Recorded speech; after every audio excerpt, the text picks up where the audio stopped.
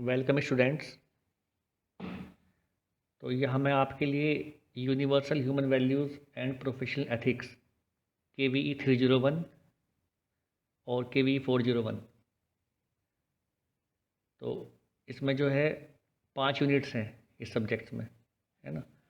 तो पाँचों यूनिट के जो भी इम्पोर्टेंट क्वेश्चंस हैं, क्वेश्चन भी कौन से वाले क्वेश्चंस जो हैं, शॉर्ट नोट्स वाले, या कह सकते हैं जो अ, एक तरीके से सेक्शन ए में जो पूछे जाते हैं 2 मार्क्स वाले क्वेश्चंस, है ना। तो 5 यूनिट के जो भी इम्पोर्टेंट क्वेश्चंस हैं उनका कलेक्शन मैं आपके सामने यहाँ लेके आया हूँ। जितने भी मैक्सिमम पॉसिबल क्वेश्चंस बन सकते थे यूनिट 1 से लेकर यूनिट 5 तक, उन सब का कलेक्शन यहाँ पे मैंने आपके सामने रख दिया है और उसी को हम डिस्कस करने जा रहे हैं। ठीक है। तो यहाँ पे क्वेश्चन अगर ध्यान से देखें तो क्वेश्चन कैसे पूछा जाएगा सेक्शन ए में, जो कि 2 मार्क्स का होगा, पर क्वेश्चन आपको 2 मार्क्स मिलेंगे उसके। तो वो क्वेश्चन कैसे पूछेंगे, तो या एक तरीका तो ये हो सकता है कि डिफाइन द फॉलोइंग टर्म्स के फॉर्म में पूछ लें कि कोई पर्टिकुलर टर्म दिया उसको डिफाइन करा रहे हैं आपसे। ठीक है। एक तरीका है कि ऐसा ही पूछ सकते हैं कि डिफरेंशिएट बिटवीन द फॉलोइंग्स, कोई 2 टर्म्स आपको दी, है ना, और उनके बीच में डिफरेंशिएशन करने को दे दिया गया है। ठीक है। या आप पूछ सकते हैं कि what do you mean by the particular term, है ना। या फिर पूछ सकते हैं व्हाट इज़, कोई पर्टिकुलर टर्म देके उसके बारे में कि उसका क्या मतलब है। तो जो ऐसे क्वेश्चंस होते हैं ना सेक्शन ए वाले, इनको ज़्यादा बड़ा नहीं लिखना है आपको। ठीक है। मिनिमम 2 लाइन्स और मैक्सिमम 5 लाइन्स, 5 to 6 लाइन्स, उतने में ही उसका आंसर आपको पूरा कर देना है। मतलब पॉइंट टू पॉइंट आपको बात लिखनी है, जो बेसिकली पूछा गया है वही आपको उसमें जो है आंसर देना है। ज़्यादा डिटेलिंग नहीं करनी उसकी, ज़्यादा एक्सप्लेन नहीं करना है ना, चूँकि समय की भी दिक्कत रहेगी। पेपर 3 घंटे का होगा और फिर सेक्शन ए में 10 क्वेश्चंस होंगे, फिर सेक्शन बी है, फिर सेक्शन सी है जहाँ की लॉन्ग क्वेश्चंस आपको देखने को मिलेंगे, तो उनको भी टाइम देना है। ठीक है। तो जो मेन बात पूछी गई है उतनी बात, स्पेसिफिक बात जो है आपको पॉइंट टू पॉइंट बात करनी है ना। ज़्यादा डिस्क्राइब या एक्सप्लेन नहीं करना है सेक्शन ए के जब आप क्वेश्चंस को अटेम्प्ट करेंगे। ठीक है। ये है तो मिनिमम 2 लाइन्स और मैक्सिमम 5 लाइन्स, इन्हीं के बीच में आपको उसका आंसर कर देना है। तो अभी सबसे पहले हम यूनिट 1 और 2 के जो इम्पोर्टेंट क्वेश्चंस हैं सेक्शन ए के, है ना, शॉर्ट आंसर टाइप, या कह सकते हैं वेरी शॉर्ट आंसर टाइप, या फिर शॉर्ट नोट्स टाइप, है ना। क्वेश्चंस कौन से बन रहे हैं उनको देख ले रहे हैं। जैसे पहला क्वेश्चन है कि वैल्यूज़ क्या है, ये क्वेश्चन पूछ सकते हैं कि व्हाट आर वैल्यूज़, या व्हाट आर ह्यूमन वैल्यूज़, है ना। फिर नेक्स्ट क्वेश्चन है कि व्हाट इज़ वैल्यू एजुकेशन, है ना। या पूछ सकते हैं कि what is the process of value education, कि वैल्यू एजुकेशन की प्रोसेस क्या है। तो प्रोसेस जो है वैल्यू एजुकेशन की वो बेसिकली सेल्फ एक्सप्लोरेशन की है। ठीक है। फिर पूछ सकते हैं आपसे कि जो 4 लेवल्स है ह्यूमन बीइंग के, जो हमारा जीना 4 लेवल्स पर हो रहा है, मानव का जीना 4 लेवल्स पर होता है ना। तो उन लेवल्स के नाम बताओ। तो ये आप लोगों ने पढ़ा होगा कि हमारा जीना 4 लेवल्स पर हो रहा है, और उन 4 लेवल्स के नाम क्या हैं, individual, family, society and nature. ये क्वेश्चन बन सकता है। नेक्स्ट क्वेश्चन जो है, it is about 4 dimensions of human being, जो हमारा जीना है, जीवन है, उसकी 4 डायमेंशंस कौन सी हैं, है ना। तो 4 डायमेंशंस जो हैं वो है हमारी अंडरस्टैंडिंग, हमारे थॉट्स, और बिहेवियर एंड वर्क। ठीक है। ये जो है 4 डायमेंशंस हैं। नेक्स्ट क्वेश्चन बनता है कि बिहेवियर और वर्क ये क्या है, इसको डिफाइन करना है ना, या इनमें डिफ्रेंशिएशन करने को भी दे सकता है। ठीक है। उसके बाद नेक्स्ट क्वेश्चन है व्हाट इज़ नेचुरल एक्सेप्टेंस, सहज स्वीकृति क्या है। नेक्स्ट क्वेश्चन बनता है व्हाट इज़ एक्सपीरियंशियल वैलिडेशन। ठीक है। ये जो 2 टर्म्स आई हैं, नेचुरल एक्सेप्टेंस और एक्सपीरियंशियल वैलिडेशन, ये दोनों सेल्फ एक्सप्लोरेशन के मैकेनिज्म हैं, है ना। ठीक है। फिर नेक्स्ट टर्म है कि व्हाट इज़ सेल्फ एक्सप्लोरेशन, इसको डिफाइन यहाँ करने को पूछा गया है। तो बेसिकली जो मेन इसमें बात है, डेफिनेशन है, वही आपको लिखनी है, ज़्यादा इसको डिटेलिंग में नहीं जाना है। ठीक है। चलिए अब आगे चलते हैं, है ना। फिर एक क्वेश्चन बन सकता है कि what is the content of self exploration, इसका क्या कंटेंट है ना। तो कंटेंट में दो बात जो है वो हम बताते हैं कि डिज़ायर और प्रोग्राम। हमारी डिज़ायर क्या है और उसका प्रोग्राम क्या है फुलफिलमेंट का, है ना, कि how to achieve the desire. तो ये इसकी दो बातें आती हैं कंटेंट ऑफ सेल्फ एक्सप्लोरेशन में। फिर ये 3 टर्म दी गई हैं, स्वत्व, स्वतंत्रता, स्वराज्य, है ना। इनको इंडिविजुअली आपको डिफाइन करना होगा। तो ये 3 टर्म भी एक साथ पूछ सकते हैं, 3 में से कोई 2 टर्म्स भी पूछ सकते हैं आपसे डिफाइन कराने के लिए, है ना, या कोई सिंगल वन भी आपसे पूछ सकते हैं, अकेली भी कोई टर्म पूछ सकते हैं। तो जो सेल्फ एक्सप्लोरेशन का पर्पज़ है ना, वो अल्टीमेटली स्वत्व, स्वतंत्रता, स्वराज्य के आधार पर हमारा जीना हो पाए, है ना, वही बेसिकली उसका पर्पज़ है। तो उस क्वेश्चन के आंसर में इसको मिल जाएगा। फिर ये पूछ सकते हैं कि value domain and skill domain में क्या डिफरेंस है। तो वैल्यू डोमेन तो बता रहा है कि व्हाट टू डू, क्या करना है। तो जब हम राइट अंडरस्टैंडिंग के द्वारा अपना गोल सेट करते हैं सही दिशा में, दैट इज़ वैल्यू डोमेन, है ना। और स्किल डोमेन बेसिकली काम करता है स्किल्स पर, ठीक है। जो भी हमने गोल सेट किया है उसको पूरा कैसे करेंगे, उसके लिए जो भी हमने प्रैक्टिस किया, जो भी हार्ड वर्क किया, जो भी लर्न किया, है ना। तो जो करने वाला पार्ट है वो स्किल डोमेन है। और दोनों ही डोमेन्स कंपलसरी हैं जो हमारी बेसिक ह्यूमन एस्पिरेशंस है उनको पूरा करने के लिए, ठीक है।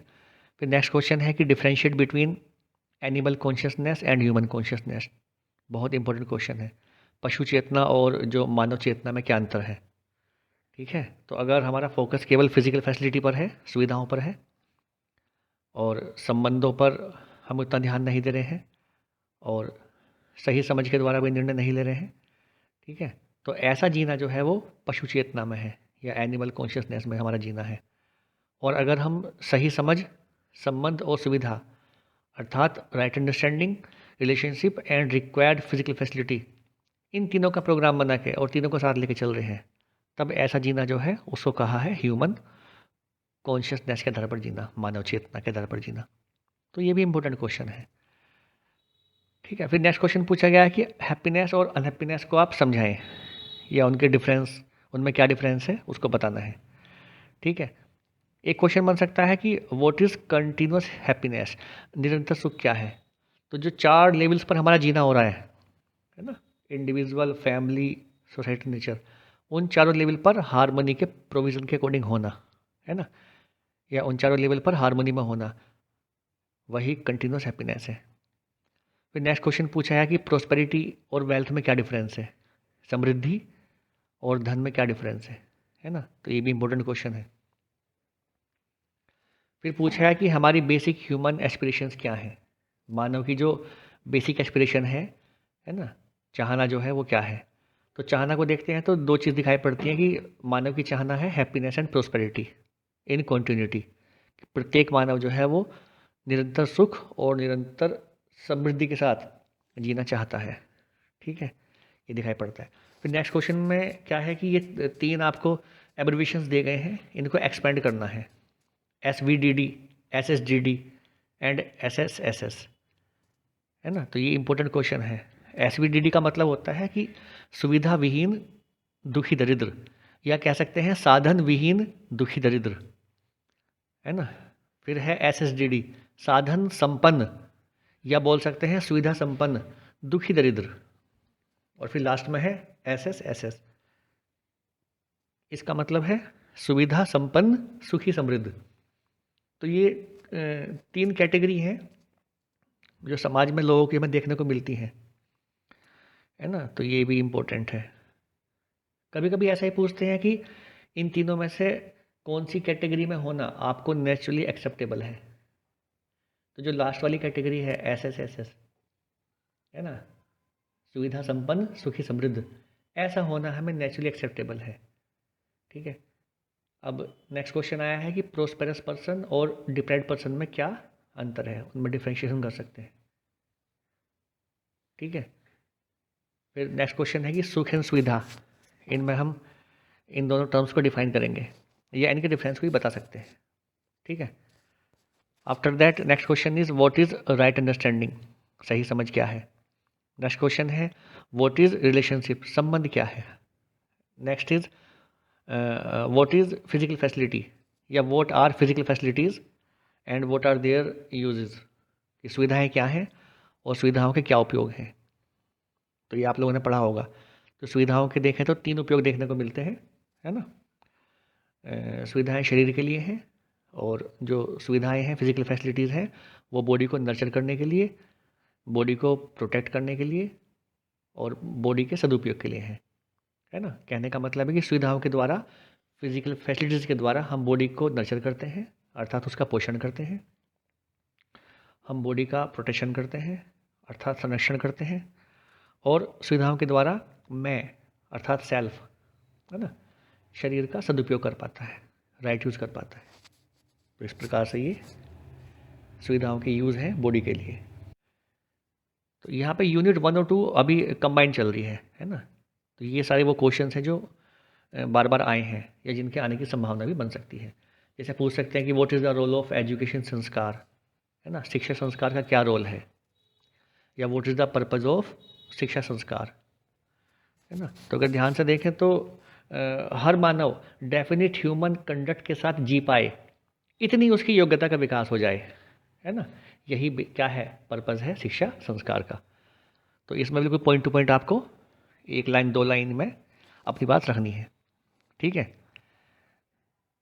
फिर नेक्स्ट क्वेश्चन है कि व्हाट इज़ हेल्थ, स्वास्थ्य क्या है। तो स्वास्थ्य को हम डिफाइन कर सकते हैं, ठीक है ना। स्वास्थ्य बेसिकली हमारी बॉडी की जो कंडीशन है उसको इंडिकेट करता है ना, कि जो मेरे बॉडी पार्ट्स हैं, है ना, वो प्रॉपरली फंक्शन कर रहे हैं नहीं, है ना। जिस फंक्शन के लिए बॉडी पार्ट्स बने हैं, अगर वो प्रॉपरली वैसे ही एक्सपेक्टेड फंक्शंस को परफॉर्म कर रहे हैं तो इट इंडिकेट्स माई हेल्थ, ठीक है। उसके बाद संयम, संयम एक भाव है ना। इसको भी डिफाइन करने के लिए पूछ सकता है आपको। संयम या कह सकते हैं सेल्फ रेगुलेशन या सेल्फ कंट्रोल, ये सेल्फ में एक भाव है, फीलिंग है बॉडी के लिए, है ना। कैसा भाव है कि आई हैव टू, आई का मतलब self, I have to nurture my body, I have to protect my body and I have to rightly utilise my body, कि मुझे अपने शरीर का पोषण करना है, मुझे अपने शरीर का संरक्षण करना है और मुझे अपने शरीर का सदुपयोग करना है। तो जब ऐसा भाव, ऐसी फीलिंग आपके सेल्फ में एंश्योर होती है बॉडी को स्वस्थ रखने के लिए, तो that feeling is known as sanyam, ठीक है।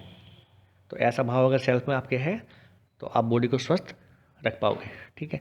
फिर नेक्स्ट क्वेश्चन है कि what is continuity of happiness, है ना, सुख की निरंतरता या कंटिन्यूस हैप्पीनेस। ये क्वेश्चन पहले ही पूछ चुके हैं हम, है ना। तो ये क्वेश्चन आ सकता है। फिर नेक्स्ट क्वेश्चन है कि what are core human values. तो कोर ह्यूमन वैल्यूज़ क्या है, इस पर भी क्वेश्चन बन सकता है। तो लव है, पीस है, ट्रूथ है, नॉन वायलेंस, राइट कंडक्ट, ये सब क्या है, कोर ह्यूमन वैल्यूज़ हैं। फिर बिलीफ और अंडरस्टैंडिंग में क्या भेद है ना। बिलीफ का मतलब जो हमारा मत है ना, जो हम मान रखा है हमने, और अंडरस्टैंडिंग हमारी समझ, है ना। तो इन दोनों में क्या भेद है। तो अंडरस्टैंडिंग तो जानने के आधार में बनती है ना, कि हमने चीज़ों को जान लिया है, परख लिया है थ्रू सेल्फ एक्सप्लोरेशन, तो अंडरस्टैंडिंग है। बिलीफ में क्या है कि कोई प्रपोजल हमें मिला हुआ, कोई बात किसी ने हमसे कही और हमने वैसे ही मान लिया बिना उसको जांचे परखे, दैट इज़ बिलीफ, है ना। वो हमारी एक प्रकार से, बिलीफ जो है हमारी एक प्रकार से प्री कंडीशनिंग है, मान्यता है। फिर नेक्स्ट क्वेश्चन पूछ सकते हैं कि शिक्षा और संस्कार, है ना, इन दोनों को डिफाइन करा सकता है। शिक्षा क्या है, संस्कार क्या है। संस्कार पर अलग से भी क्वेश्चन बन सकता है कि डिफाइन द टर्म संस्कार, संस्कार क्या है ना। तो किसी क्षण, किसी पर्टिकुलर टाइम पर जो आपकी डिज़ायर, थॉट्स, एक्सपेक्टेशंस हैं, है ना, वो आपके जो है संस्कार को बताती हैं, इंडिकेट करती है। फिर है इमेजिनेशन, कल्पनाशीलता। ये क्वेश्चन बनता है कि what is are imagination and what are its sources. कल्पनाशीलता क्या है। तो जो सेल्फ की एक्टिविटीज़ हैं, डिज़ायर, थॉट्स, एक्सपेक्टेशंस, इन 3 एक्टिविटीज़ को ही हम कलेक्टिवली क्या बोलते हैं, इमेजिनेशन बोलते हैं, अर्थात कल्पनाशीलता बोलते हैं, ठीक है। ये क्वेश्चन बन सकता है, ठीक है। फिर नेक्स्ट क्वेश्चन है कि व्हाट इज़ प्री कंडीशनिंग, मान्यता क्या है। तो जो भी हमारे बिलीफ्स हैं या जो भी हमने एक्सेप्ट किया हुआ है विदाउट वेरीफाइंग, विदाउट नोइंग, वो सब हमारी मान्यताएं हैं, ठीक है। फिर नेक्स्ट क्वेश्चन बन सकता है कि तो ये सेंसेशन क्या है, इससे भी क्वेश्चन बनता है कि व्हाट इज सेंसेशन, संवेदना। जो हमारी बॉडी में सेंसरी ऑर्गन्स होते हैं, तो जो सेंसरी ऑर्गन्स हमें जिस स्टिमुलस का या जिस स्टिमुलस को वो हमें फील कराते हैं, तो that stimulus is known as sensation. ठीक है, तो कोल्ड का सेंसेशन है, वार्म का सेंसेशन है ना, टच का सेंसेशन है, और रूप रंग का सेंसेशन है ना, और साउंड का सेंसेशन है, टेस्ट का सेंसेशन है। तो ये डिफरेंट टाइप्स के सेंसेशंस हैं। ठीक है, तो इन पे कई बार क्वेश्चन पूछा गया है कि इमेजिनेशन क्या है, उसका क्या सोर्स है, प्रीकंडीशनिंग है मान्यता, उससे क्या सोर्स है ना, सेंसेशन जो है इस पे भी क्वेश्चन पूछा गया है कि सेंसेशन बेस्ड अगर लाइफ हमारी होती है और हम सेंसेशन को ही प्रायोरिटी रखते हैं और सेंसेशन को ही सुख मान लेते हैं, तो क्या सेंसेशन से जो मिलने वाला प्लेजर है उससे जो सेल्फ की नीड है कंटिन्यूस हैप्पीनेस की, क्या वो पूरी हो पाएगी? तो वो हमें स्वयं में ऑब्जर्व करना है ना। तो उस इस पर भी क्वेश्चन आया हुआ है। ठीक है, अब आगे चलते हैं। फिर नेक्स्ट क्वेश्चन क्या है कि जो सेल्फ और बॉडी की नीड्स क्या हैं, है ना। तो जैसे बताया था कि ह्यूमन बीइंग इज को existence of self and body, तो वहाँ फिर हम सेल्फ और बॉडी की को अलग अलग स्टडी करेंगे। तो सेल्फ और बॉडी को अलग अलग स्टडी करने के लिए हमने दो पैरामीटर की हेल्प ली, नीड्स एंड एक्टिविटीज़ की। कहने का मतलब सेल्फ की कुछ नीड्स हैं तो बॉडी की भी कुछ नीड्स हैं। सेल्फ में कुछ एक्टिविटीज़ हो रही हैं तो बॉडी के लेवल पर भी कुछ एक्टिविटीज़ हो रही हैं, तो वो क्या हैं बेसिकली, उनको हम डिफ्रेंशिएशन यहाँ करेंगे और फिर समझ पाएंगे। ठीक है, तो जो सेल्फ की नीड को देखते हैं तो सेल्फ की नीड क्या है, हैप्पीनेस की है, ट्रस्ट की है, रेस्पेक्ट की है, ये सब सेल्फ की नीड है। बॉडी की नीड्स को देखते हैं तो बॉडी को चाहिए फिजियोकेमिकल थिंग्स, अर्थात फिजिकल फैसिलिटीज़। ठीक है, ऐसी एक्टिविटीज़ देखते हैं सेल्फ के अंदर, तो जो सेल्फ की एक्टिविटीज़ हैं वो डिज़ायर, थॉट्स, एक्सपेक्टेशंस, ये सब सेल्फ में चल रही हैं एक्टिविटीज़। बॉडी के लेवल पे देखते हैं तो ईटिंग है ना, ड्रिंकिंग है, पानी पीना, दूध पीना, इस तरीके से बोल रहा हूँ। ठीक है, या डांसिंग है, जंपिंग है, रनिंग है, वॉकिंग है ना, all this activities are taking place at the level of body. तो इनमें डिफरेंस पूछ सकता है ना। फिर नेक्स्ट है इमेजिंग क्या है ना, चित्रण क्या है, एनालाइजिंग क्या है, विश्लेषण बोलते हैं इसको, है ना, सिलेक्शन टेस्टिंग क्या है, चयन आस्वादन क्या है। तो इन सब का मतलब पूछ सकता है ना? ये सब सेल्फी क्रियाएं हैं। ठीक है, डिज़ायर, थॉट्स, एक्सपेक्टेशंस, इच्छा, विचार, आशा, इनके ऊपर क्वेश्चन पूछ सकता है कि व्हाट इज़ डिज़ायर। तो ये सब भी क्या है, सेल्फ एक्टिविटीज़ है।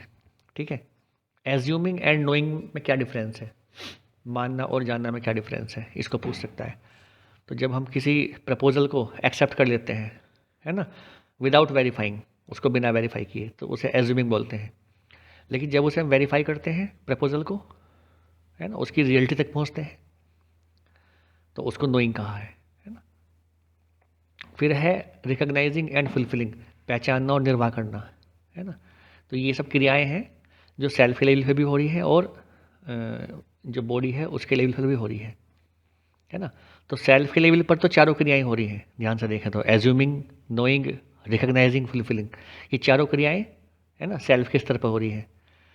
सेल्फ इन्हीं क्रियाओं के द्वारा, एक्टिविटीज के द्वारा रेस्पॉन्ड करता है। अगर बॉडी को देखें तो बॉडी के लेवल पर केवल दो क्रियाएं होती हैं, रिकग्नाइजिंग एंड फुलफिलिंग। तो इन पर भी क्वेश्चन बने हैं और क्वेश्चन आने की संभावना है। अब आगे चलते हैं। अब देखिए, अब यहाँ यूनिट थर्ड शुरू हो गई है ना। तो unit third is about harmony in family, परिवार व्यवस्था है, संबंधित है।